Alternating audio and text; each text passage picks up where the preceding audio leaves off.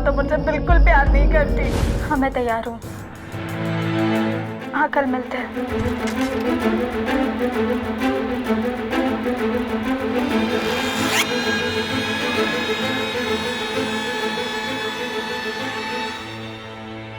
रिश्तों की नाजुक डोर अगर गले में कसा फंदा लगने लगे तो समझ जाना चाहिए कि उस रिश्ते में बंधे इंसानों से उसे निभाने में कोई गलती जरूर हो रही है। और अगर ये दो इंसान दो अलग अलग पीढ़ियों से ताल्लुक रखते हों तो भूल होने की संभावना और बढ़ जाती है। हर पीढ़ी की सोच, जिंदगी को देखने का नजरिया और उसकी जरूरतें अलग होती हैं। अगर इन दोनों ही पीढ़ियों के लोग अपने बीच के इस अंतर को समझकर एक दूसरे की जरूरतों का ख्याल ना रखें तो जमीन तैयार होती है उस तरह के हादसे की जो कोलकाता में रहने वाली इन माँ बेटी रूपा और राशि के साथ घटने वाला था।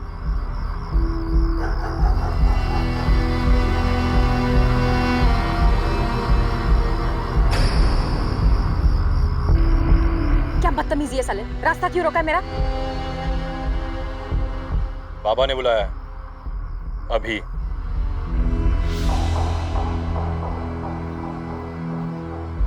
तुम हमारे बेटे का विधवा हो इसलिए रहने दिया है यहाँ पर। अब हमने ये घर बेचने का निर्णय किया है। बिल्डर से बात भी पक्का हो गया है। तुम घर खाली कर दो। ये घर मेरा भी है बाबा। आपके बेटे की विधवा होने के नाते पूरा लीगल राइट है मेरा इस घर पे। आप मुझे ऐसे जाने को नहीं कह सकते यहाँ से। लीगलिटी हमको मत समझाओ। हमारा घर बेचने का निर्णय पक्का है। तुम तुम्हारे 20 लाख लो और जाओ यहाँ से। नहीं तो की कर तुम ही धमकी दे रहे हैं मुझे। आप चाहे जो बन पड़े ना आप लोगों से आप कर लीजिए। मैं ये घर छोड़ के नहीं जाऊंगी।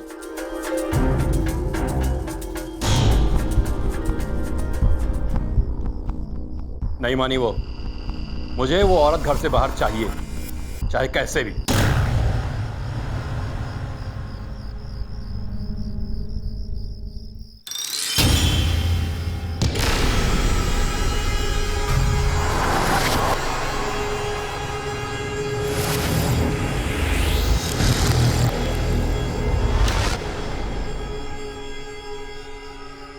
I'm always there for you, Rashi.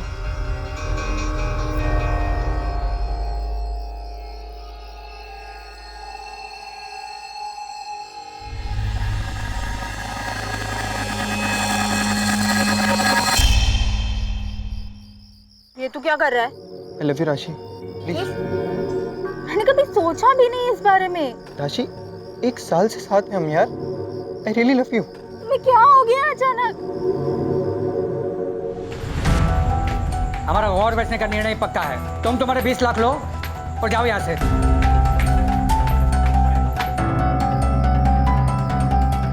मोरो!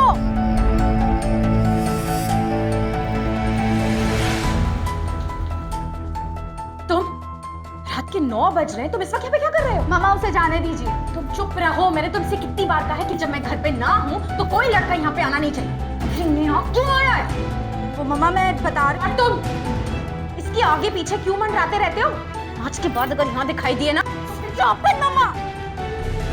क्या? ए, सुन! राशि, राशि, राशि, listen to me। राशि, मैंने तुम्हें कितनी बार मना किया तो फिर ये लड़का क्यों आया यहाँ पर? राशि, राशि, मेरी लाइफ में इंटरफियर करना बंद कीजिए। तुम्हारी लाइफ भी मेरी दी हुई है और ये घर भी मेरा है। यहाँ पर तुम्हारी मनमानी नहीं चलेगी राशि। ठीक है, नहीं रहना मुझे आपके घर में। चली जाऊंगी एक दिन। और इसे धमकी मत समझना। जो करना है करो।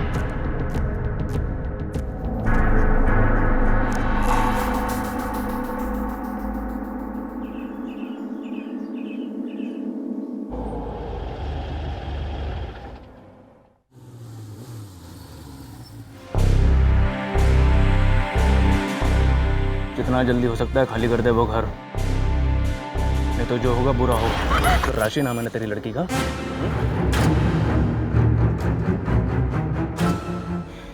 मुझे लगता है तुझे पुलिस में कंप्लेन करनी चाहिए। पुलिस? सब ठीक तो है ना मैम? हाँ हाँ सब ठीक है। और तुम्हें कभी किसी ने ये नहीं सिखाया कि अंदर आने से पहले दरवाजे पे नॉक करना चाहिए? वो कुछ फाइल्स पे आपके साइन चाहिए थे मैम। रख दो और प्लीज बाद में आना। जी। डोंट वरी, कुछ नहीं होगा। वो लोग चाहते हैं कि तू घर छोड़ के निकल जाए, इसीलिए तुझे डरा रहे हैं। कुछ नहीं बिगाड़ सकते वो तेरा। अब क्या हुआ? किसे फोन लगा रही है? राशि को। कहीं वो लोग उसे तो कुछ। राशि का फोन बंद है। तो एक काम कर, स्कूल में फोन लगा।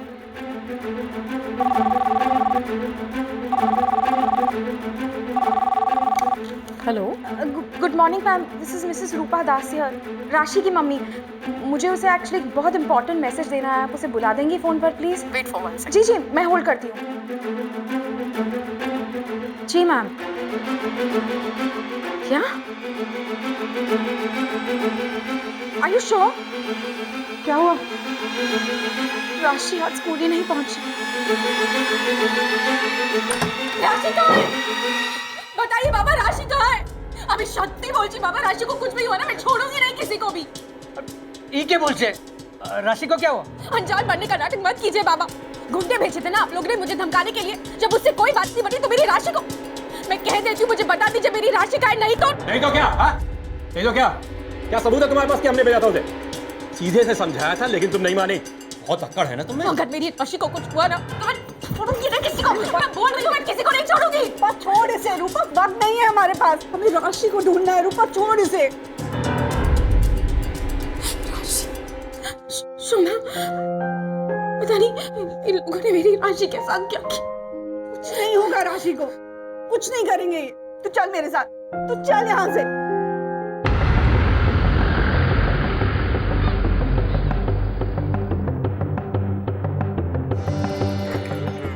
जिस बाइक पे गुंडे आए थे उसका नंबर याद है आपको? नहीं इंस्पेक्टर साहब, वो तो। सर, हमारी पार्किंग में सीसीटीवी कैमरा है, शायद वहाँ से आपको कोई जानकारी मिल जाए। हाँ इंस्पेक्टर साहब, आपको वहाँ से पता करो बाइक का नंबर, किसी का चेहरा या फिर और कोई क्लू जिससे उन्हें पहचाना जा सके। इतनी बड़ी बात होगी आपने बताया नहीं। तुम कौन हो? जी हम सब कलीग्स हैं। साथ काम करते हैं। हमें राशि के रिसेंट फोटोग्राफ चाहिए होंगे। कुछ पता चलते ही हम आपको कॉल करेंगे।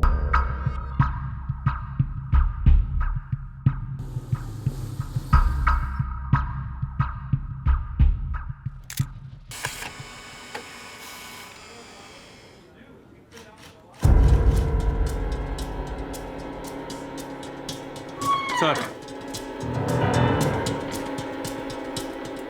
शंकर साहा।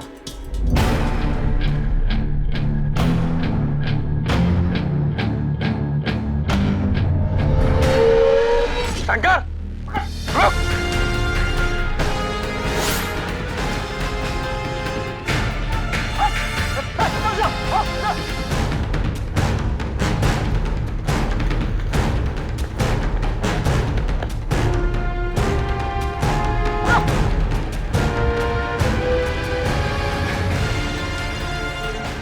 शंकर, रुक!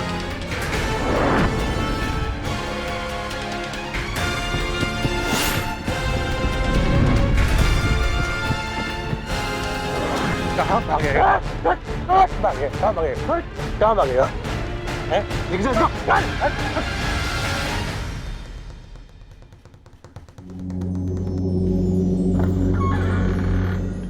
सलिल दास।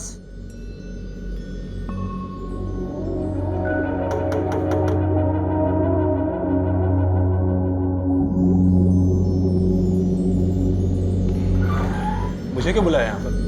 सिर्फ एक सवाल पूछने के लिए बुलाया तुम्हें, और मुझे मेरे सवाल का सीधा और सच्चा जवाब चाहिए। राशि कहाँ है? लेकिन ये सवाल आप हमसे क्यों पूछ रहे हो?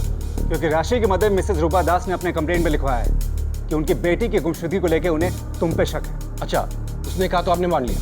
अब कल वो बोलेगी कि सलील को फांसी पे चढ़ा दो तो आप मुझे फांसी पे चढ़ा देंगे। इसमें हमारा कोई गलती नहीं। ये जो भी हुआ वो तो एक ना एक दिन होना ही था। मतलब? हमारा बाबू रूपा का चरित्र ठीक नहीं। हमारा बेटा के जाने के बाद ना जाने उसका कितने लोगों के साथ संबंध रहा। लेकिन इसका राशि के मिसिंग से क्या कनेक्शन है? वो हम बताता। रूपा की देखा देखी राशि का पाँव भी बहकने लगा था और रूपा भी अपने माँ के पाँव के निशान को फॉलो करने लगा था। न जाने कितने लड़कों से संबंध था उसका। जब उसका माँ घर पर नहीं होता था ना तो कौन कौन लड़का मिलने आता था उससे। इसके अलावा दिन रात लड़ाई होती थी माँ बेटी में, दोनों में जरा भी नहीं बनती थी। दो पॉसिबिलिटीज बनता है। या तो राशि अपनी माँ से परेशान होकर घर छोड़कर चली गई हो या फिर किसी लड़के के साथ भाग गई हो। मिस्टर दास, तीसरी पॉसिबिलिटी भी बनती है, या तो आपने या फिर आपके बेटे ने रूपा को घर से बाहर करने के चक्कर में राशि को गायब कर दिया हो। ये सरासर झूठ है, गलत इल्जाम लगा रहा है मेरे ऊपर। आवाज नीचे। जिस शंकर साहा को तुमने भेजा था वो अभी भी हमारी हिरासत में है। I am extremely sorry sir, लेकिन राशि की मिसिंग में मेरा कोई हाथ नहीं है सर। भले ही हमारे बीच रिलेशन अच्छे ना हो, लेकिन वो मेरी भतीजी है सर। मैं तो केवल उसको डराना चाहता था। सर, हमारे पास 3 सस्पेक्ट थे और तीनों से कोई क्लू नहीं निकला। क्या लगता है आपको? अभी कुछ भी करना जल्दीबाजी होगा। एक काम करो, राशि के दोस्तों से पता लगाओ, कोई बॉयफ्रेंड या कोई नजदीकी दोस्त अगर कोई है तो ढूंढ के निकालो उसे।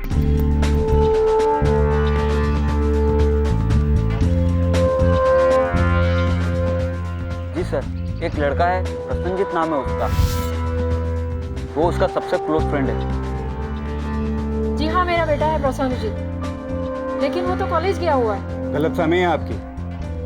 हमने पता किया है, आज वो कॉलेज गया ही नहीं है और सुबह से मोबाइल फोन भी बंद है उसका, गायब हो गया है वो। और वो राशि की माँ कह रही थी कि उस औरत की बात पे आपको इतना भरोसा है? 1 नंबर की बदचलन औरत है वो। उसकी बेटी भी वैसी ही है, जब देखो फोन करती रहती है और पता नहीं कितने लड़कों के साथ दोस्ती है उसकी। भाग गई होगी किसी के साथ। उसकी माँ मेरे बेटे को फंसाना चाहती है। देखिए, कौन किसको फंसाना चाहता है इसका फैसला हम करेंगे, आप नहीं। फिलहाल हमें आपके बेटे की फोटो चाहिए।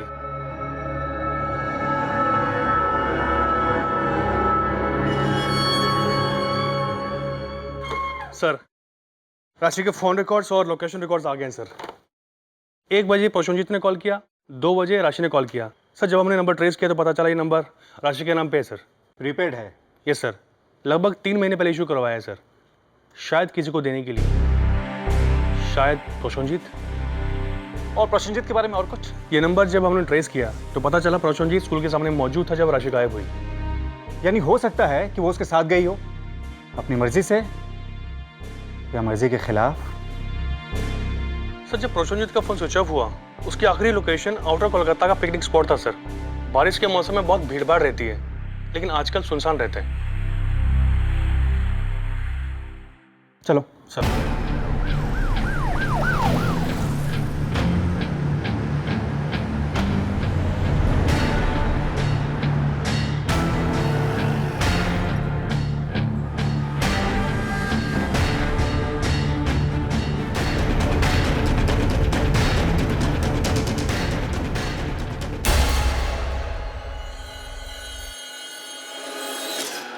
अगर राशि प्रसन्नजीत के साथ थी तो इस सुनसान जगह में आए क्यों दोनों?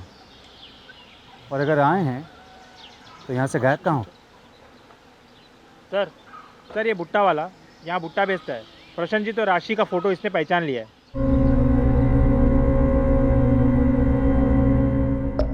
साहब, लड़का और लड़की आए थे यहाँ। लड़की शायद कुछ नाराज थी उससे, वो आगे आगे चल रही थी और लड़का उसके पीछे पीछे। और साहब, वो दोनों वहाँ खड़े थे। लड़की कुछ बोलकर चिल्लाई और फिर दोनों में लड़ाई होने लगी। लड़ाई किस बात पे हुई, सुना तुमने? नहीं साहब, वो लोग बहुत दूर थे, मुझे कुछ साफ सुनाई नहीं दे रहा था। फिर मेरे ग्राहक आ गए तो मैं उनमें लग गया। फिर वो कहाँ निकल गए मैंने ध्यान नहीं दिया। ठीक है, तुम जाओ।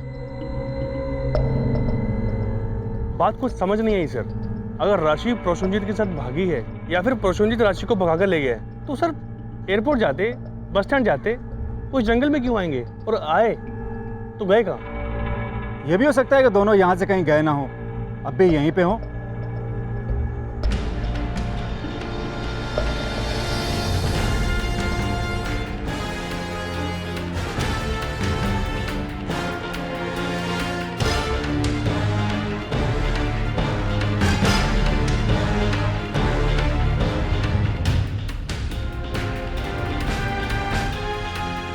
सर, यहाँ पर कुछ है।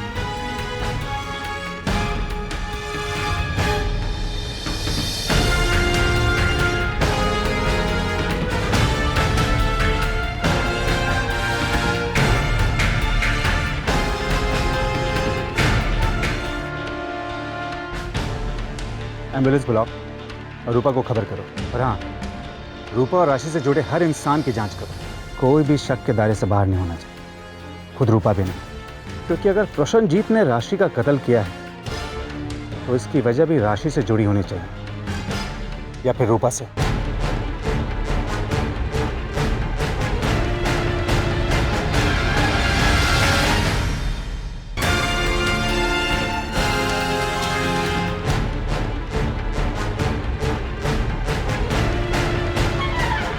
सर, रूपा की कैरेक्टर रिपोर्ट बहुत ही खराब है सर। और रूपा के जितने भी एक्स बॉयफ्रेंड्स हैं उनका इस केस से कोई ताल्लुक ऐसा लगता नहीं है। राशि के जितने भी दोस्त हैं सबका यही कहना है कि राशि का कोई बॉयफ्रेंड नहीं है। लेकिन क्या? लेकिन उसका पोस्टपेड नंबर जो खुद राशि के नाम पे है, लगभग इस नंबर पर रोज बात हुआ करती थी। लेकिन सर, गौर करने वाली बात ये, जब भी बात होती थी सुबह 9 बजे से पहले या फिर शाम के 5 बजे के बाद।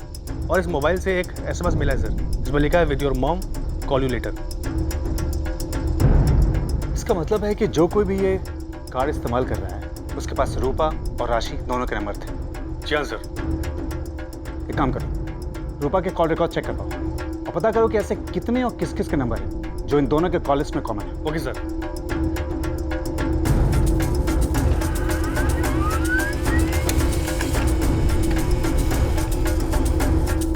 सर, ये 2 नंबर कॉमन है सर। इस नंबर पर राशि और रूपा लगभग रोज फोन करती थी, लेकिन 6 महीने पहले अचानक दोनों ने एक साथ फोन करना बंद कर दिया और इसके बाद ही राशि ने नया फोन नंबर लिया था। यानी राशि ने ये सिम उसे दिया होगा।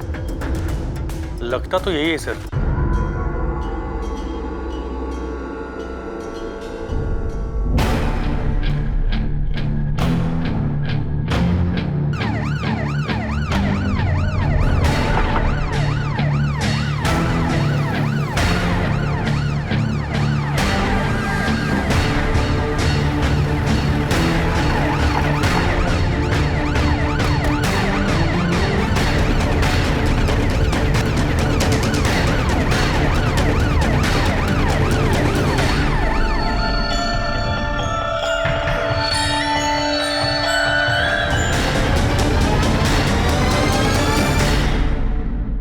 तुम खुद बोलोगे या हम अपने तरीके से मुंह खुलवाएं?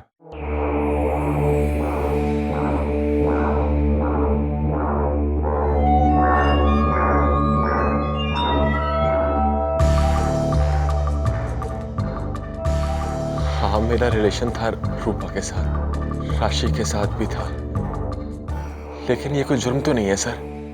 मैंने कुछ नहीं किया सर। वो दोनों खुद आई थी मेरे पास अपनी मर्जी से। सर, 1 साल पहले मेरी ट्रांसफर हुई थी सर। रूपा मेरी सीनियर थी, अकेली थी, उसे साथ चाहिए था, मैंने साथ दिया सर।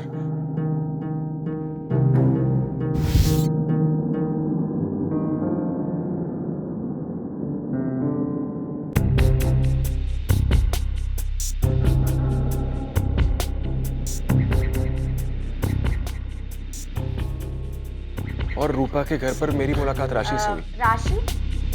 ये देवाशीष है, मेरे साथ बैंक में काम करती है। देवाशीष ही मेरी बेटी राशि। हेलो, हाय। हाय। शुरू में कुछ खास बातचीत नहीं थी मेरी और राशि के बीच। मैं जानता था कि रूपा और राशि की रिलेशंस आपस में अच्छे नहीं है, इसीलिए मुझे वो अवॉइड करती है। पर एक दिन सर, राशि का कॉल आया कि वो मुझसे मिलना चाहती है।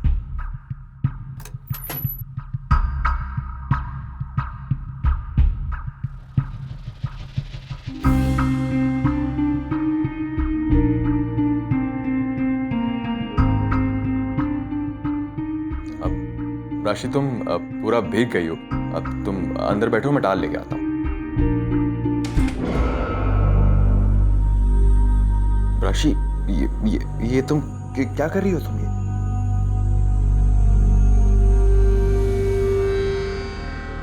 आई लव यू। मैं तुमसे बहुत प्यार करती हूँ। जो तुम बोल रही हो वो राशि सही नहीं है। देखो, अगर मैंने बहुत कोशिश की सर राशि को समझाने की, कहा कि उससे कि जो वो चाहती है वो गलत है, पर सर वो कुछ सुनना ही नहीं चाहती थी, जिद पे अड़ी थी। एक हद के बाद मैंने भी हार मान ली सर।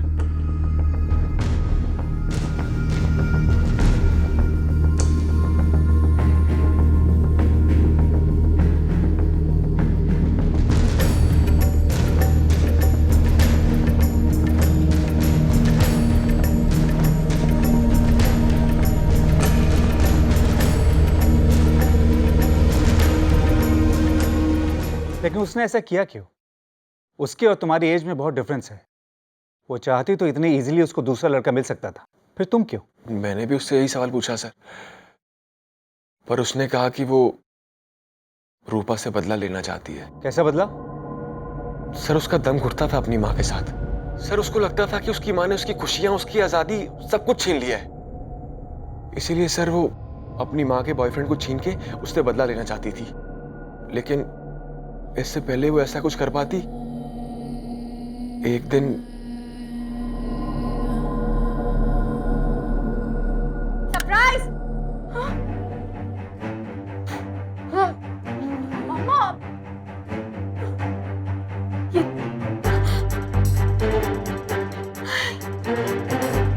How could you?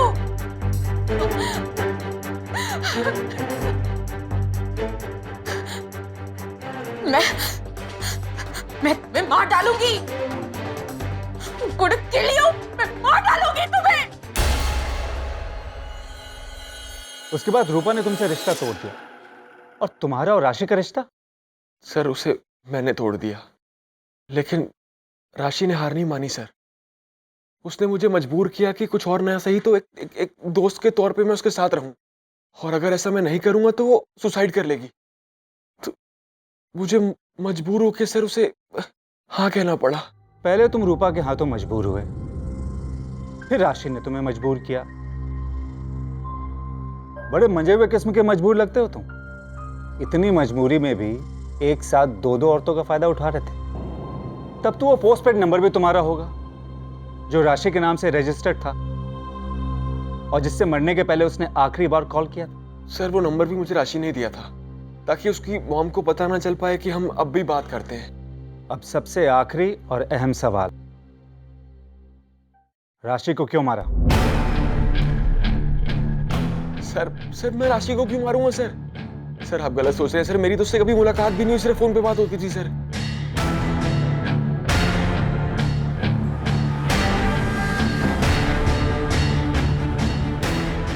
फिलहाल तो तुम जा सकते हो, लेकिन एक बात याद रखना, अगर तुमने कुछ भी छुपाया है या छुपाने की कोशिश की है तो चुपचाप खुद वापस आ जाना।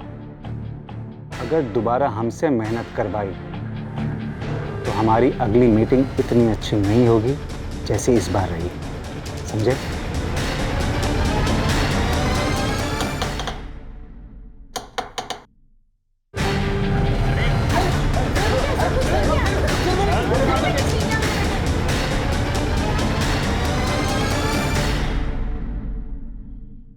मैंने कुछ नहीं किया सर, मैं सच बोल रहा हूँ सर।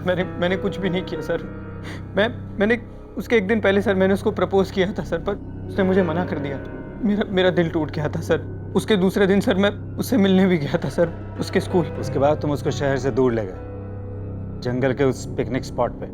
क्यों? राशि, लव यू राशि। ये बात करने के लिए मुझे यहाँ लेकर आए हो?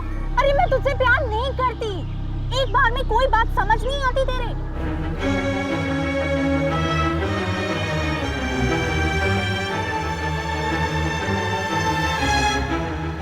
जाओ ना।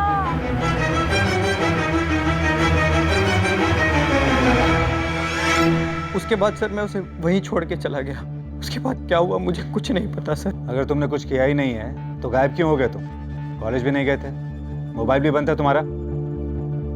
मेरा मूड खराब था सर, मैं इसलिए फ़ोन स्विच ऑफ कर लिया था। घर पे जब सर शाम को फ़ोन किया तो मॉम ने बताया कि सर राशि मिसिंग है। आप लोग आए थे सर मुझे ढूंढने, तो मैं डर गया सर, क्योंकि मैं ही राशि को वहाँ लेके गया था।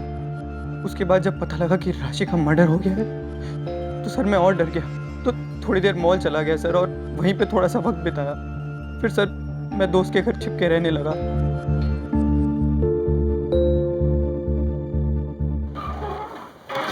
सर देवाशीष और प्रसन्नजीत दोनों सही बोल रहे हैं सर। जिस दिन राशि गायब हुई थी उस दिन पूरा दिन देवाशीष बैंक के अंदर ही था, बैंक से निकला ही नहीं सर। और सर पोस्टमार्टम के हिसाब से 10:30 बजे राशि की मौत हुई। सर जिस मॉल का प्रसन्नजीत ने जिक्र किया था उस मॉल की सीसीटीवी फुटेज के हिसाब से 10:35 पर प्रसन्नजीत मॉल के अंदर एंटर करते हुआ दिखाई दे रहे हैं। देवाशीष ने राशि को नहीं मारा। प्रसन्नजीत कत्ल के वक्त वहां मौजूद नहीं था। रूपा के इन लॉस को उसको धमकी देने के बजाय सिर्फ उसको डराना था। यानी कि राशि की मौत की वजह ना तो पैसा था, ना एक तरफा प्यार, और ना ही देवाशीष से उसका टूटा हुआ रिश्ता। ऐसी सूरत में सिर्फ एक ही शख्स था जिसके पास उसके कत्ल की वजह थी। कौन सर? राशि की मां रूपा दास।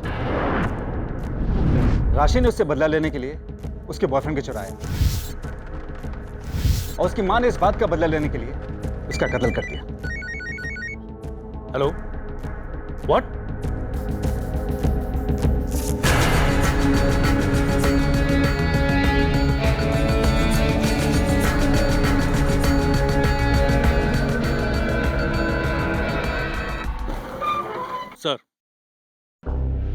सर ये हैं इस केस के इवेंट्स विद एग्जैक्ट टाइमिंग। राशि का गायब होने से लेकर रूपा के सुसाइड तक, और ये हैं उसके कॉल रिकॉर्ड्स और लोकेशन रिकॉर्ड्स।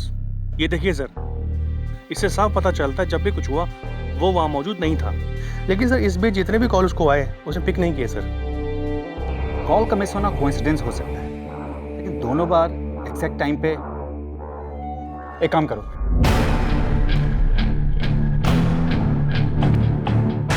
हेलो शोमा जी,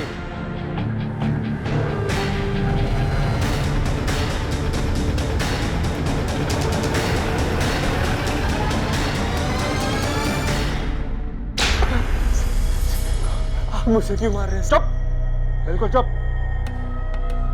इस बार कहानी तू नहीं मैं बयां करूंगा, वो भी सच्ची कहानी। राशि को भी तुमने मारा है और उसके बाद रूपा को भी तुमने ही मारा है, लेकिन दोनों मर्डर करने के बाद भी तुम हमारी आंखों में धूल झोंकने में कामयाब हो गए। आप क्या कह रहे हैं सर? मुझे कुछ समझ में नहीं आ रहा सर।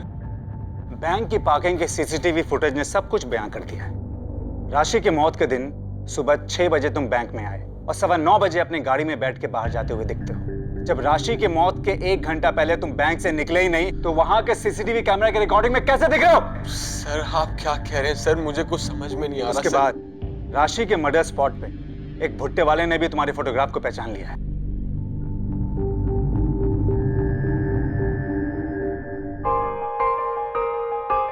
मैं ना रूपा से प्यार करता था ना राशि से, तो उन्होंने सामने से आकर रिश्ता जोड़ा था मुझसे। मैंने सोचा था जब तक चलेगा चलाऊंगा, उसके बाद छोड़ दूंगा।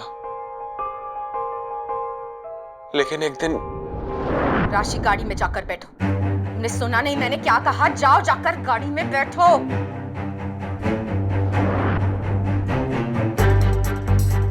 मैं जानता हूँ कि हुआ इतना बड़ा धोखा दिया तुमने मुझे। मेरी बेटी है वो, तुम्हें छोड़ूंगी नहीं।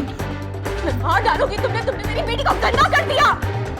नहीं प्लीज नहीं। मार डालूंगी। मैं अपनी बेटी से बहुत प्यार करती हूँ।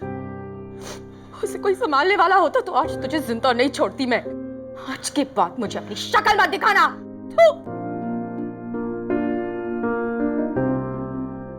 उसने थूका था मेरे मुंह पे, मेरा प्रमोशन रुकवा दिया था, सबके सामने ऑफिस में आके मेरी बेइज्जती करती थी। Is this how you work? I want this report rectified today. मैंने सोच लिया था कि रूपा से बदला लेके रहूंगा, इसीलिए मैंने राशि से रिश्ता नहीं तोड़ा, बस सही वक्त आने का इंतजार करता रहा। और फिर राशि ने एक दिन सामने से फोन किया, कहा कि वो रूपा की ज्यादतियों से परेशान है, कहीं दूर जाके जिंदगी बिताना चाहती है। और मैंने उससे कहा कि अगले दिन मुझसे आके मिले। मैं अपना फोन बैंक में छोड़कर उसके पास गया। राशि, ये क्या है? हम आज से एक नई लाइफ शुरू करने वाले हैं। ये मेरे पापा की थी, उनकी आखिरी निशानी। राशि, प्रॉमिस कि इससे और तुम्हें हमेशा जिंदगी भर संभाल के रखूंगा। अच्छा, अपनी आंखें बंद कर। क्यों? तुम्हारे लिए एक सरप्राइज है। क्या है? अभी बताता हूँ, बहुत ही बड़ा सरप्राइज है। अगर बदला रूपा से लेना था तो राशि को क्यों मारा? क्योंकि राशि में रूपा की जान बसती थी। मैंने सोचा अगर राशि को तकलीफ दूंगा तो रूपा पल पल तड़पेगी, इसीलिए मैंने राशि को मार दिया। और रूपा? रूपा को मालूम पड़ गया था कि राशि को मैंने मारा है। वो कैसे?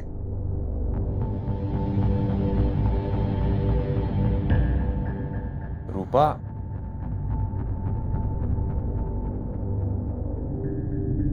क्यों मारा मेरी राशि को? राशि को मैं क्यों मारूंगा? फिर ये क्या है? ये नहीं बचोगे। मैं जा रही हूँ पुलिस के पास, फांसी पर चढ़वा के रहूंगी मैं तुम्हें। रुको। छोड़ो मुझे। रूपा।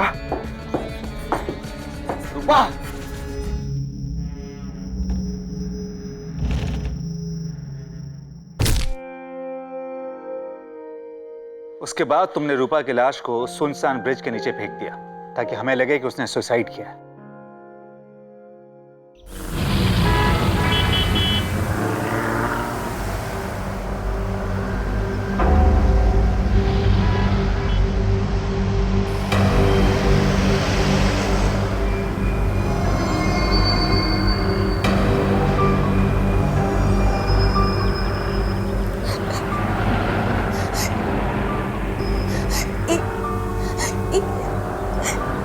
एक बार प्लीज।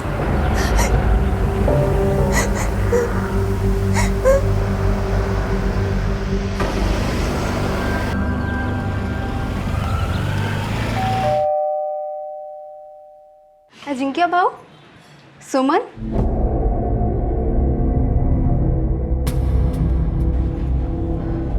सब ठीक है ना?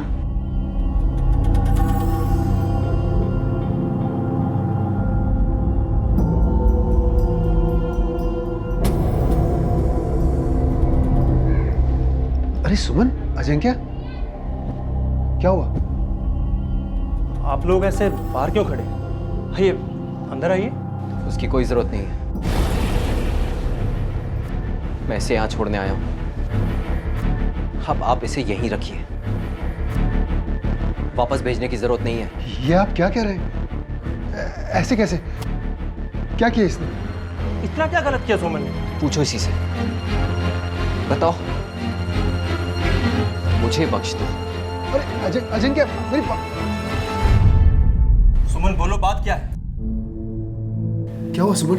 रो क्यों रे? कुछ तो बता। सुमन, अंदर आ। सुमन बस कर, मत रो। मुझे बता क्या हुआ?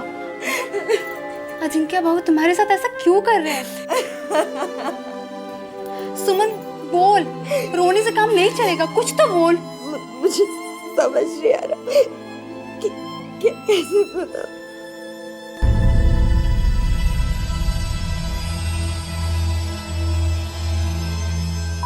गलत किया, ये जो भी किया अजिंक्य ने गलत किया। अरे बाबा, घर में छोटे मोटे झगड़े होते रहते हैं, लेकिन इसका मतलब ये थोड़ी है कि अरे बाबा, अपने को क्या पता क्या हुआ?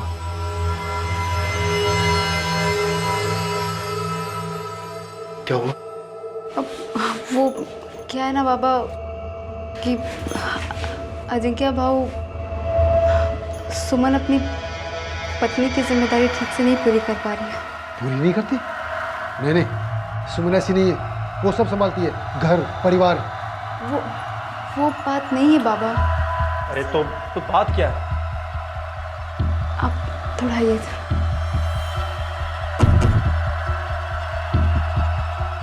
वो क्या है ना,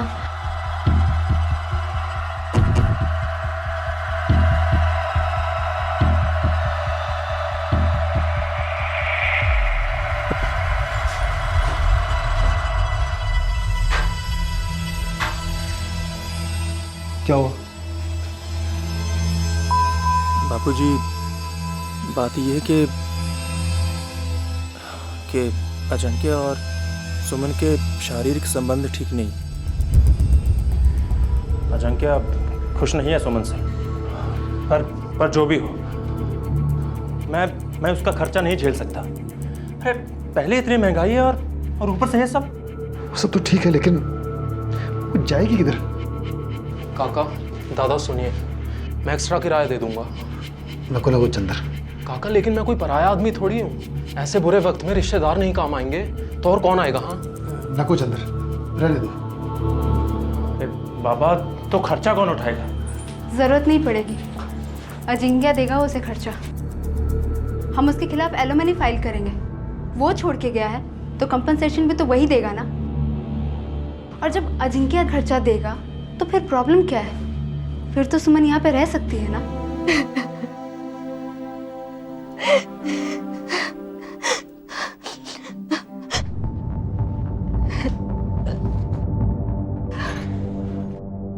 टेंशन मत लो सुमी, वैसे भी जो हुआ अच्छा ही हुआ। अरे कोई जरूरत नहीं है ऐसे पति की, और मुझे तो पहले से ही अजिंक्य तुम्हारे लायक नहीं लगता था। अरे ऐसा हो सकता है क्या कि तुम अपने पति को खुश ना रखो? सुमी, तुम्हारा प्यार तो जिसको भी मिलेगा कितना खुशकिस्मत होगा ना।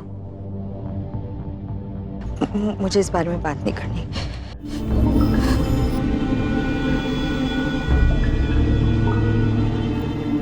काफी दिनों तक खिंचे संघर्ष के बाद आखिरकार अदालत ने सुमन को एलिमनी के तौर पर अजिंक्य की आमदनी में से आधा हिस्सा दिए जाने का आदेश सुनाया।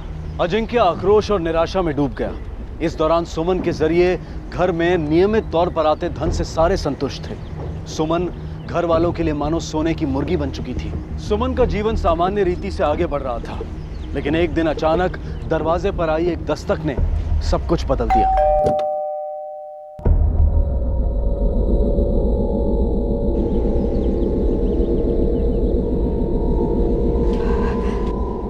आप ठीक तो है ना? हाँ ठीक हूँ। मैं तुम्हें घर वापस ले जाने आया हूँ। मैंने सोचा है कि हमें एक मौका और देना चाहिए, अपने लिए और अपने होने वाले बच्चे के लिए। मैं जानती थी, लेकिन क्या? लेकिन कोर्ट के चक्कर में और तुम्हें कंपनसेशन देने में काफ़ी पैसे खर्च हो गए हैं। पैसे की काफ़ी प्रॉब्लम है, तो अगर तुम अपने साथ थोड़े पैसे ले आओ तो आगे आराम से रह पाएंगे, वरना आप टेंशन मत लीजिए, मैं सब ठीक कर दूंगी। ये क्या बोल रही हो सुमन? ऐसा थोड़ी होता है कि एक दिन घर से निकाल दिया और आज फिर वापस लेने आ गए। और ये पैसे वैसे का क्या है? ये यहाँ फिर से आ गया। चल निकल निकल यहाँ से। अरे क्यों परेशान करके रखा इसे? तू होता कौन है बे? और औकात में रख के बात कर, समझा? बीवी है मेरे। बीवी थी, समझा? छोड़ो। हट। तू डर मत सुमन, बहुत देखे हैं इसके जैसे। खबरदार, जो आगे से तुमने इन्हें कभी हाथ भी लगाया तो पति है ये मेरे। पर सुमन, बस मुझे लेने आए हैं। और आप टेंशन मत लीजिए। हाँ, मैं पैसों का इंतजाम करूंगी, पूरा इंतजाम कर लूंगी। मैं फोन करूंगा।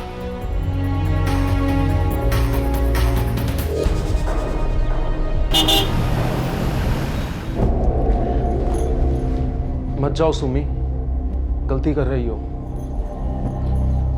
सुमी तुम सुन रही हो ना मैं क्या कह रहा हूँ?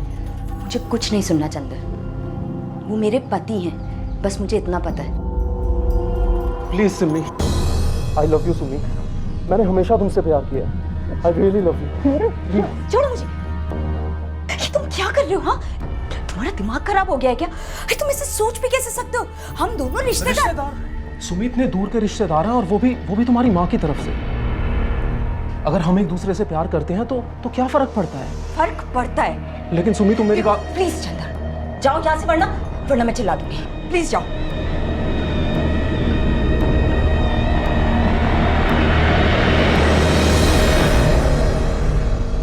मैं फिर से तुझे बोल रहा हूँ, उसे पैसे चाहिए, तू नहीं।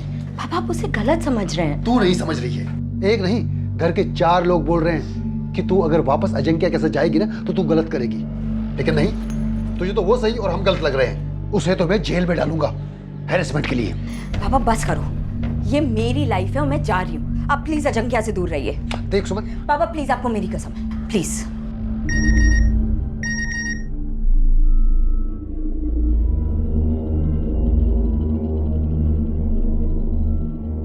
सुमन तैयार थी, बेकरार थी, अपने वैवाहिक जीवन को एक बार फिर से संवारने की कोशिश करने के लिए। अगले ही दिन अपना घर छोड़कर अपने ससुराल के लिए निकल पड़ी। लेकिन हैरत की बात यह थी कि घर से निकली सुमन अपनी मंजिल तक पहुंची नहीं। उसे क्या हुआ, वो कहां गई, इसका जवाब किसी के पास नहीं था। तुम लोग मेरे घर में घुसे कैसे? हाँ, बाहर, आउट। अभी हम आए हैं और थोड़ी देर में पुलिस को लेके आएंगे। कहाँ है सुमन? न कोई फोन, न कोई कॉन्टैक्ट। क्या किया तूने? बुलाओ उसे। कहां से बुलाऊं उसे, जब वो यहाँ आई नहीं है? यहाँ नहीं तो कहाँ है? 1 हफ्ता हुआ उसे यहाँ लौटे हुए। अरे काका छोड़िए ना, झूठा है ये। सुमन, सुमन! अरे तमाशा क्यों कर रहे हो? वो यहाँ नहीं आई है। ए, तूने उसे बुलाया था ना यहाँ पे? हाँ बुलाया था, पर वो नहीं आई। तुम लोगों ने ही ब्रेन वॉश किया होगा उसका। यहाँ नहीं आई तो एक फोन भी नहीं किया ये पूछने के लिए कि वो कहाँ गई है? नहीं किया। क्यों करूं मैं फोन? उसे नहीं आना था, नहीं आई। जाए भाड़ में। अरे काका छोड़िए ना इसे, मकार आदमी है ये, इसे तो पुलिस ही सीधा करेगी। एक काम करता हूँ, मैं भी आता हूँ तेरे साथ। चल। अरे 100 बार तो बोल चुका हूँ मेरे घर नहीं आई। अरे तो कहाँ गई? गायब हो गई। उन्हें फोन करके बुलाया था कि नहीं? अरे फिर वही बात, उसने निकलने से पहले मुझे फोन किया था, लेकिन फिर वो कहाँ गई मुझे नहीं पता। ये ऐसे नहीं बोलेगा। इसकी तो क्या इसकी तो? तुम लोगों के ऐसे तमाशा करने से, चीखने चिल्लाने से आपकी लड़की वापस नहीं आने वाली। लड़की ढूंढनी है ना, हम ढूंढेंगे। तुम लोग बाहर जाओ और इनको सारी डिटेल्स दो। शिंदे ले जाने बाहर और एक एक से पूछताछ करो। जी मैम, चलिए आप लोग। सुमन ने कभी किसी का बुरा नहीं किया। वो तो उसका नसीब फूटा कि उसे अजिंक्य जैसा पति मिला। पहले तो उसे घर से बाहर निकाल दिया। मैं इसे यहाँ छोड़ने आया हूँ, अब आप इसे यहीं रखिए। सुमन को घर से निकाला क्यों था? निकालता नहीं तो क्या करता? वो मेरे किसी काम की नहीं थी। पति को खुश रखना तो उसे आता ही नहीं था, न कमरे के अंदर न बाहर। इतने ही नाखुश थे तो उसे वापस बुलाने क्यों गए? क्योंकि माँ ने समझाया, संबंध ऐसे नहीं तोड़ते, इसलिए। झूठ बोल रहा है सर वो। उसे क्यों सुमन वापस चाहिए होगी? वो तो खुद दूसरी शादी करने जा रहा था। हाँ, मैंने दूसरी शादी के बारे में सोचा, लेकिन मैं जितनी भी लड़कियों से मिला, सुमन के आगे सब फीकी थी। तो मैं गया वापस सुमन के पास। सर, मैं उसे क्यों नुकसान पहुंचाऊंगा? हमारा तो ऑलरेडी तलाक हो चुका था। मैं आजाद था, और ऐसा भी नहीं है कि वो मुझे पसंद नहीं करती थी जिस पर मुझे गुस्सा आए। वो तो खुद मेरे साथ आना चाहती थी। हमने सुमन को बहुत समझाया कि मत जाओ उस नालायक के पास, लेकिन साहब वो नहीं माने। पता नहीं कहां गई साहब। कहीं उस अजिंक्य ने मेरी सुमन को। और फिर? मैंने अजिंक्य को समझाया था कि वो सुमन को अपनी शादी को एक और मौका दे। उसने कोशिश भी की थी, लेकिन बहू आई ही नहीं। शायद वो आना ही नहीं चाहती थी, पता नहीं। लेकिन अजिंक्य तो खुद उसके आने की राह देख रहा था। वो सुमन को नुकसान क्यों पहुंचाएगा?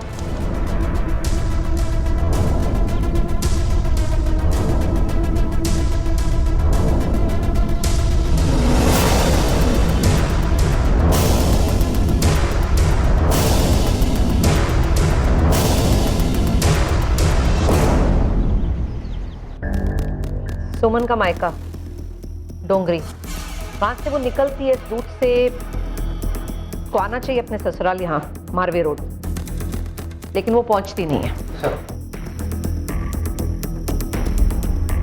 मैम, सुमन के मोबाइल के ट्रायंगुलेशन रिकॉर्ड्स। लास्ट उसका फोन कहाँ पा गया था? कांदवेली स्टेशन के पास, ये मेल रोड। उसी दिन काफी सारे फोन किए ना। मेल रोड तो मैप पर नहीं है, लेकिन सेक्टर 4 में है शायद।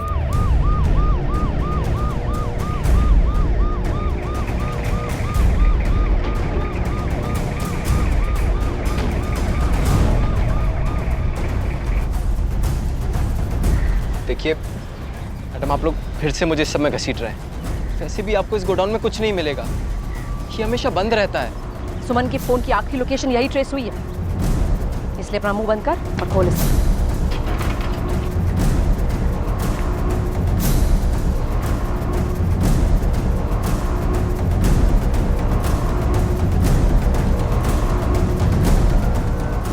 शिंदे, सारा एविडेंस कलेक्ट कराओ तुरंत और उसे फोरेंसिक लैब भेजो। Yes ma'am. सुमन नहीं है मैम, ये सुमन हो ही नहीं सकती है।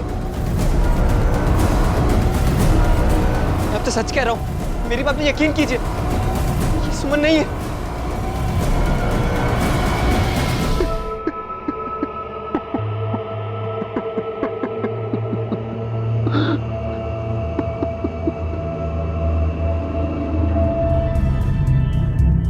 मैडम, ये फोन तो सुमन का ही लग रहा है, और चूड़ियां भी।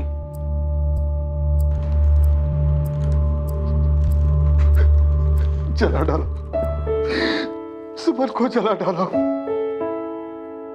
ये अंगूठी सुमन की, मैंने उसे शादी के दिन दी थी, जो पहन रखी थी उसने। ये सारी चीजें सुमन की है। संभालिए पापा को। और आप लोगों को शक है कि उसके पति अजिंक्य ने ये किया है? और कौन मारेगा उसे मैडम?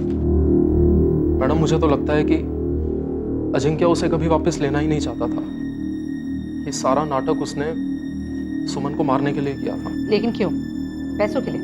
क्या वो हर महीने जो पैसे देता था सुमन को, वो बचाना चाहता था वो? हाँ शायद। ठीक है, आप लोग अभी जा सकते हैं, लेकिन जरूरत पड़ेगी तो फिर बुलाएंगे। चलिए काका।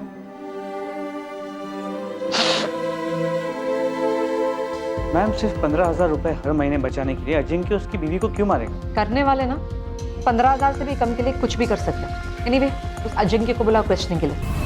अरे झूठ बोल रहे हैं सबके सब। मॉर्ग में पड़ी वो जली हुई लाश सुमन की नहीं है, वो कोई और है। बस मुझे फंसाने के चक्कर में झूठ बोल रहा है। मैं तो खुद उसके लौटने का इंतजार कर रहा था। उससे क्यों छुटकारा पाना चाहूंगा? हमारा तो डिवोर्स भी हो चुका था। हो सकता है इस डिवोर्स के चलते जो तुझे हर महीने 15,000 रुपए देने की जरूरत पड़ रही थी, उसके लिए। मैम मैं इतना गिरा हुआ इंसान भी नहीं हूँ कि 15,000 रुपए के लिए किसी को मार दूंगा। लाखों रुपए कमाता है क्या महीने में, जो 15,000 मायने नहीं रखते तेरे लिए? नहीं मैम, मेरा मतलब था कि। तेरा क्या मतलब था ना, अच्छी तरह से समझ गए हम। एनीवे, फिलहाल के लिए तू जा सकता है, लेकिन शहर में ही रहना। तुझे वापस बुलाएंगे हम।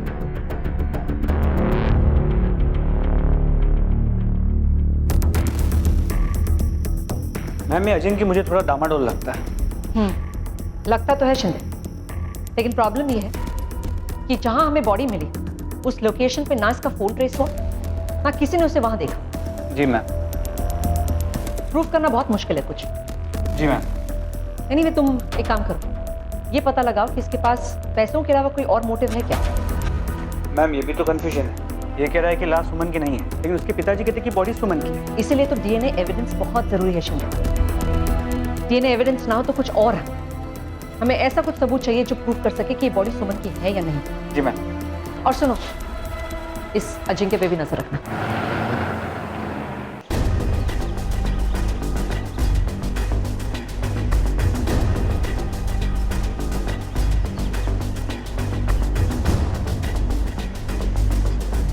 हाँ मैम, इस अजिंक्य के पास 2 मोबाइल फोन है और उसने हमारे पास सिर्फ एक ही नंबर डिक्लेयर किया है। ये भाव देख क्यों नहीं चल सकता क्या? बटन है क्या? क्या सॉरी सॉरी सॉरी बोल दिया, हो गया?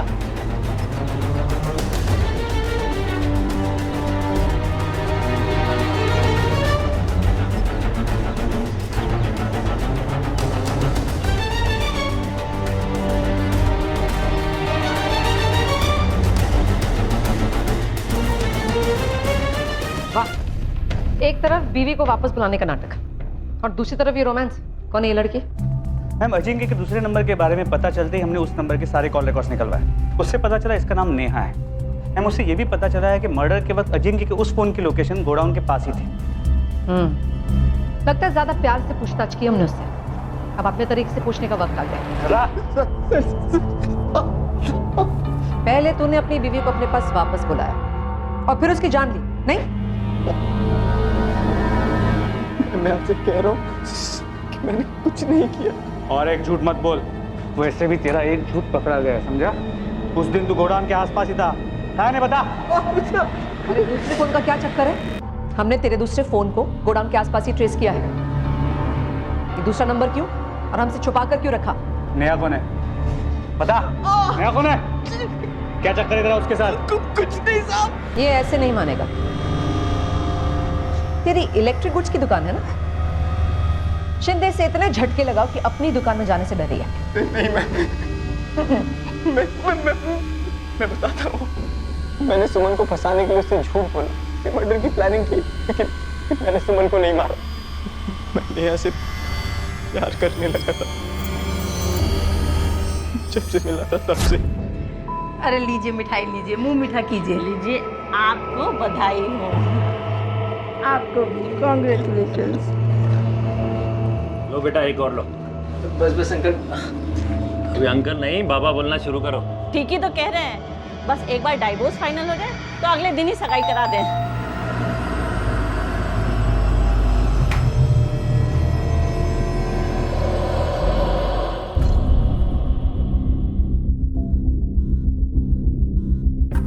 क्या बात अज्जू? नीच है, सबके सब नीच है। सुमन भी और उसके घर वाले भी। उल्टा नोटिस भेजा है हमें, एलिमिनी मांग रहे हैं। क्या? अरे भरपाई माँ, हर महीने।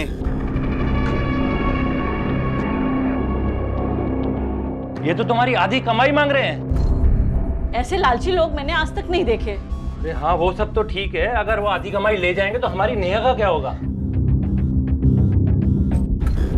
नेहा के माँ बाप उसे जबरदस्ती ले गए। हम दोनों एक दूसरे से प्यार करने लगे और चुप चुप कर मिलने लगे। हमें प्यार हो गया, लेकिन हमें पता था कि सुमन को पैसे देने के झंझट के चलते नेहा के माँ बाप कभी नहीं मानेंगे। इसलिए हमने एक प्लान बनाया। हमने सुमन के घर गया। मैं तुम्हें घर वापस ले जाने आया हूँ। मैंने सोचा है कि हमें एक मौका और देना चाहिए। मान गई, पर लग नहीं रहा था। वो तो खुद ही आने तैयार है। एक बार हमारा ये प्लान कामयाब हो जाए, फिर हमें कोई नहीं रोक सकता। मैं आके बात करता हूँ। बाय। सुमन लौटने के लिए तैयार थी।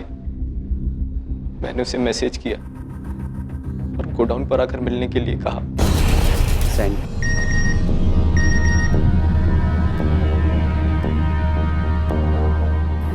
मिला ना? डिलीवर हुआ मैसेज? डिलीवर भी हुआ और उसने पढ़ा भी। बस अब कल तक का वेट।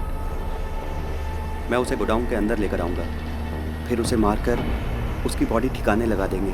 पर लेकिन कैसे? जला देंगे। तेरे जैसे रोमियो ना प्यार के लिए कुछ भी कर लेते हैं, किसी की जान भी लेते हैं। नहीं किया मैम, वही तो कह रहा हूँ, मैंने उसका खून नहीं किया। कैसे माने कि इतनी प्लानिंग के बाद तूने इसका खून नहीं किया? मैं कसम खा के कहता हूँ मैम, मैंने उसे नहीं मारा। 12 बजे मिलने वाले थे, मैंने 5 बजे तक इंतजार भी किया, पर वो नहीं आई। वो कहाँ गई, क्या हुआ, मुझे नहीं पता। मैंने उसे फोन करने की कोशिश की, मगर उसका फोन अवेलेबल नहीं था। एक और झूठ? हाँ, और कितने झूठ बोलेगा? मैं सच बोल रहा हूँ साहब। मैं जो जो जानता था आपको सब बता दिया। मैं तो खुद ही आपसे कह रहा हूँ कि मैंने गलत काम किया। मैंने सुमन को फंसाने के लिए उससे झूठ बोला, मर्डर की प्लानिंग की। उसकी जो सजा आप मुझे दे दीजिए, लेकिन मैंने सुमन को नहीं मारा। तेरी गर्लफ्रेंड भी ना यहाँ आ रही है, टीम गई उसे लेने के लिए। वो जो भी कहानी बताएगी ना, उससे हमें पता चल जाएगा तू कितना सच बोल रहा है और कितना झूठ। मैम, नेहा को इंटरोगेट कर लिया, उसका भी बिल्कुल वही कहना है। दोनों की कन्फेशंस मैच करता है। मैम, ये भी हो सकता है कि ये सब कुछ प्लान का हिस्सा हो। उन्होंने पहले से ही सोचा हो कि बोलना क्या है। हो सकता है शायद, लेकिन हो सकता है ऐसा ना भी हो। पता नहीं मुझे बार बार क्यों लग रहा है कि ये केस जितना सिंपल है ना, उतना ही केस उलझा हुआ, और हम क्रैक नहीं कर पा रहे क्योंकि कुछ सवालों के जवाब हमारे पास अभी तक नहीं है। जैसे? वही डीएनए। हम अभी तक पूरी तरह से साबित नहीं कर पाए हैं कि वो बॉडी सुमन की है, और ये बात मुझे बार बार खा रही है। इसलिए हमें कोई ना कोई प्रूफ ऐसे ढूंढना पड़ेगा ताकि हम प्रूव कर सके एक बार फुल एंड फाइनल कि ये बॉडी सुमन की है या नहीं।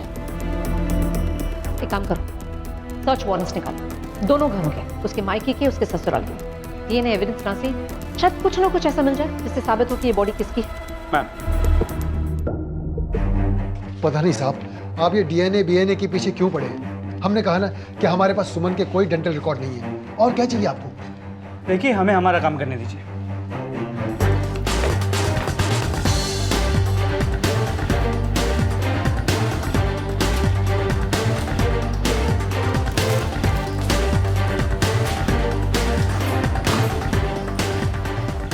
सर काका बिल्कुल ठीक कह रहे हैं। हम लोगों को जो सब कुछ भी मालूम था, हमने सब कुछ सच बता दिया सर। और सर हम भी चाहते हैं कि सुमी का कातिल जल्द से जल्द पकड़ा जाए। क्या नाम लिया तुमने? सुमी। मेरा मतलब है सुमन। और तुम उसके? सर रिश्तेदार। अब तक किसी ने भी इस नाम से नहीं पुकारा था उसे। तुम उसके काफ़ी करीब थे। नहीं सर, ऐसी तो कोई बात नहीं है सर। आप लेकिन ये अचानक से खामखा इतना हड़बड़ा क्यों रहे? क्या हुआ? सर एक्चुअली वो सुमी के घर वाले मेरा मतलब है सुमन के घर वाले इस बात से बिल्कुल खुश नहीं थे कि वो घर वापस आ गई है। सर बोझ थी वो उनके लिए, लेकिन जब अजिंक्या ने एलिमनी के पैसे देना शुरू किए तो मानो उन सबके रंग बदल गए। सर जैसे वो कोई बेटी ना हो, कोई नोट छापने की मशीन हो। सर सबके सब स्वार्थी और लालची हैं। ये तो बस मैं था जो उसका आखिर तक मतलब आखिर तक सपोर्ट करता गया।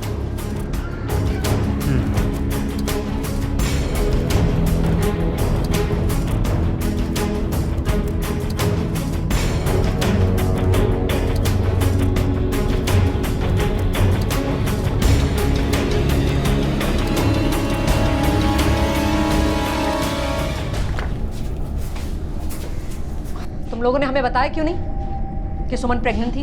हमें लगा ये जानकारी जरूरी नहीं, इसलिए हमने। क्या जरूरी है क्या नहीं ना, उसका फैसला तू हमें करने दे। अपने दिमाग पे ज्यादा जोर मत डाल। क्या वो आखिर तक प्रेग्नेंट थी? मेरा मतलब है जब वो अपने पति के पास लौट रही थी, क्या तब भी प्रेग्नेंट थी वो? शिंदे लगता है ये जवाब नहीं देने वाला है। सबको ना अंदर कर दो, इंफॉर्मेशन छुपाने की जरूरत है। नहीं मैडम, वो प्रेग्नेंट थी जब वो गई तब भी। लेकिन मैम, हम अभी तक सच में यही मान के चल रहे थे कि जो डेड बॉडी मिली तो प्रेग्नेंट औरत की। प्रेग्नेंट नहीं थी ये हमें नहीं पता, किसी ने हमें बताया ही नहीं। क्या आप लोग समझ रहे हैं इसका मतलब क्या है? इसका मतलब ये है कि जो बॉडी हमारे पास है वो सुमन की नहीं।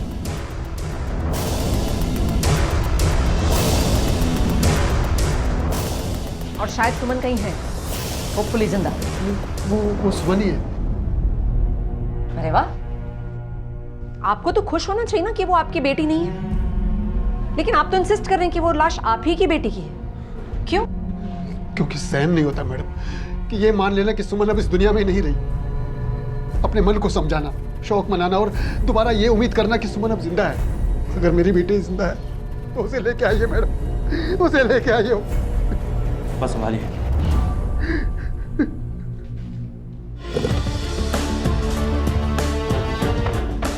मैम मुझे पूरी फैमिली डाउटफुल लग रही है, सब मिले हुए हैं। हो सकता है कि सुमन अजिंक्य के बाद फिर से जाने के लिए राजी हो गए, इसलिए वो नाराज होकर उसे मार दिया। लेकिन इसमें सोचने वाली बात यह है कि अगर इसी फैमिली में से किसी ने उसे मारा है तो फिर सुमन की लाश क्यों नहीं गोडाउन में रख दिया जग्गर को फंसाने के लिए? इस दूसरी बॉडी की क्या जरूरत है? Something doesn't add up. Right ma'am. Anyway एक ही तरीका है हमारे पास, पूरी फैमिली पे नजर रखो, स्पेशली उस कंदर पे और रानी पे, सुमन के पिता पे। जी मैम। और ये याद रखो कि अब हमारे पास 2 केसेस, सुमन के गुमशुदा होने का केस और गोदाम में मिले अनजान डेड बॉडी का केस। ज़्यादा फोकस उस पर करो और आसपास के सारे पुलिस स्टेशन में पता करा कि किसी ने कोई मिसिंग गर्ल का केस दर्ज किया है क्या, इमीडिएटली।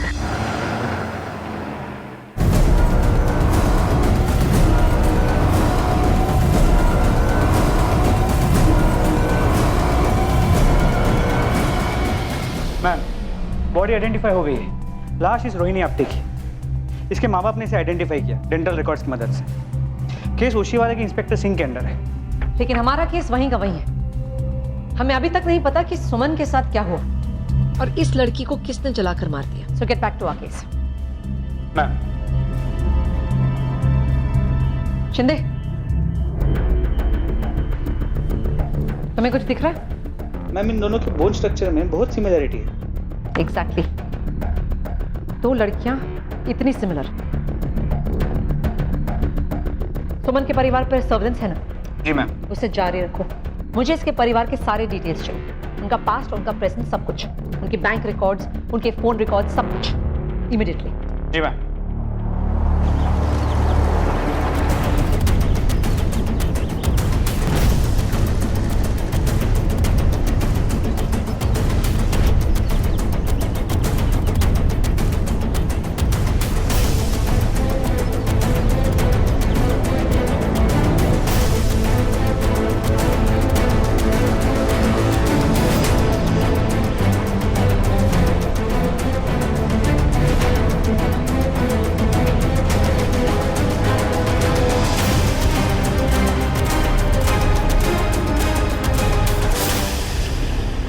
ये पवन और ज्योति के रिकॉर्ड्स तो मुझे क्लियर लग रहे हैं सारे। मैम ये कॉल रिकॉर्ड्स देखिए, 1 2 3 4 5 सारे के सारे अनरजिस्टर्ड नंबर। और ये सारे कॉल सुमन के गायब होने के बाद किए गए हैं। कमाल की बात यह है कि ये नंबर्स एक कॉल के बाद डीएक्टिवेट हो गए। मैम इसके बाद इसके बैंक रिकॉर्ड्स देखिए। सुमन के गायब होने के कुछ दिन पहले से यहाँ पे छोटे छोटे काफ़ी ट्रांजैक्शन हैं, लेकिन ये 1 लाख रुपए का कैश ट्रांजैक्शन। 1 लाख रुपए का? एक सेकंड, कौन सी तारीख पे है? 3 जून। ये 3 जून 1 लाख रुपए सीधा दामोदर राणे के अकाउंट में, जिसके अकाउंट में कभी 10,000 रुपए से ज्यादा डिपॉजिट नहीं हुआ। अचानक से उसके अकाउंट में 1 लाख रुपए का डिपॉजिट, वो भी कैश, ठीक उसी दिन जिस दिन उसकी बेटी गायब हो। बुलाओ उसे जरा, पूछताछ करनी पड़ेगी। मैडम आपने मुझे यहाँ क्यों लाया? मैडम आपने जो जानना था सब कुछ तो बता चुका हूँ मैं, फिर आपने मुझे यहाँ क्यों लाया? ये जानने के लिए कि तेरी बेटी की गायब होने में और तेरे अचानक अमीर होने में क्या कनेक्शन है? बोल। क्या बात कर रही हैं आप लोग? मैं अमीर कहाँ हूँ? तो ये क्या है? ये 1 लाख रुपए तेरे अकाउंट में कहाँ से आए? मैडम एक तो मेरी बेटी गायब हुई है, ऊपर से आप उल्टे सीधे सवाल कर रही हैं मुझसे। मैं कोई चोर नहीं हूँ, किसी ने लोन दिया होगा। लोन? किसने दिया? कैसा लोन? किस पर्पस से लिया तूने लोन? बोल। मुझे कुछ याद नहीं आ रहा है, क्या किसी ने गिफ्ट दिया होगा? लोन है या गिफ्ट? गिफ्ट होगा साहब, गिफ्ट। 1 लाख का गिफ्ट? तुझ पे कौन इतना मेहरबान हो गया कि तुझे 1 लाख रुपए का गिफ्ट दिया? कोई रिश्तेदार, कोई चाहने वाला? बोल। नहीं याद आ रहा? नहीं मैडम। शिंदे याद दिलाओ जरा से। एक बार डंडा ला। मैं रुकिए मैडम, रुकिए मैं बताता हूँ। बोल जल्दी।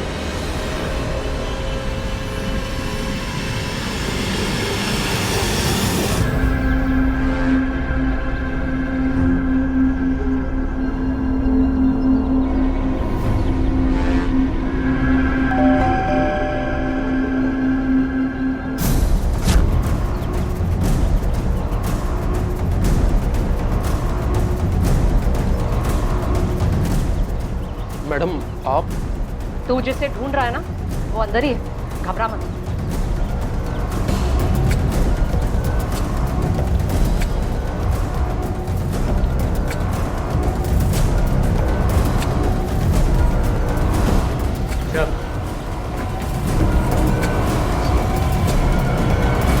तुम सच बोलना शुरू करो या हम शुरू करें? अगले दिन मैं अजिंक्य के पास लौटने वाली थी। मैं उस रात को पैकिंग कर रही थी। मैं जानता था तुम मेरी बात पे यकीन नहीं करोगे, इसलिए मैं अजिंक्य के पीछे गया और मुझे ये पता चला। डिलीवर हुआ ना उसे मैसेज? डिलीवर भी है और उसे पढ़ा भी। बस कल तक का वेट। मैं उसे गोडाउन के अंदर लेके आऊँगा, तुम अंदर ही रहना। उसे मारकर उसकी बॉडी कहीं ठिकाने लगा देंगे।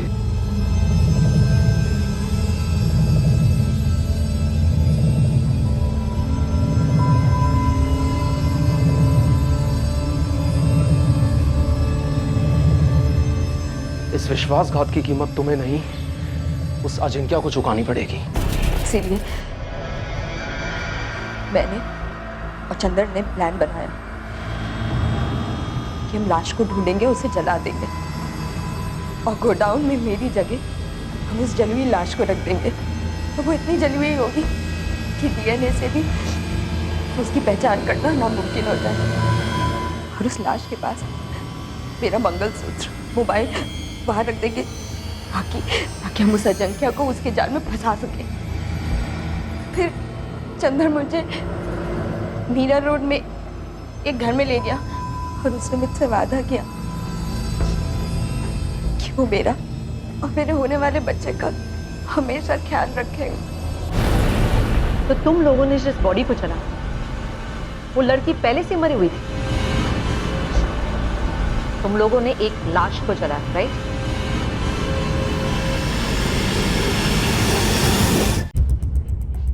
सच तू बताएगा कि मैं बताऊं? क्या सच मैडम? अच्छा शिंदे, उस कॉन्ट्रैक्ट किलर को बुलाओ जिसने हार किया था उस लड़की को मारने के लिए। जी मैम। मैडम वो मैं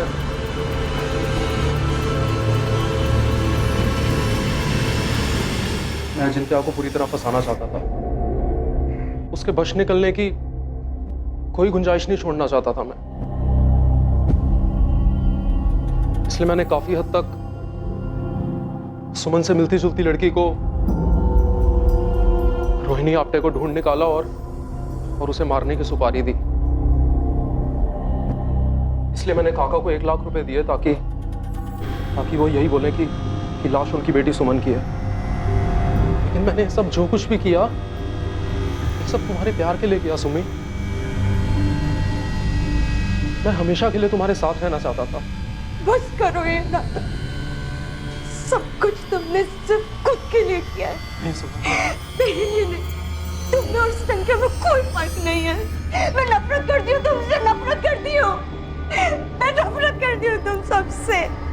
हो गई ना तुम्हारी लव स्टोरी कंप्लीट? और अगर अभी भी बाकी है तो बाकी की स्टोरी जेल में बैठ के लिखना।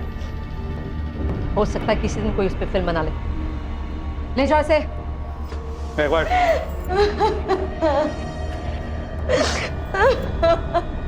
चंदर के प्रतिशोध का शिकार बनी मासूम रोहिणी आप्टे, जिसका इस कहानी से इन लोगों से कोई वास्ता नहीं। इस अन्याय का, इस नाइंसाफी का दोष किसे दे?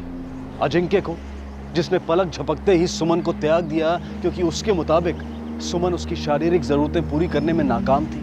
क्या उसने कभी सुमन की जरूरतों के बारे में सोचा? क्या उसने कभी अपने गिरेबान में झांक कर देखा? क्या वो खुद सुमन की जरूरतें पूरी कर रहा था?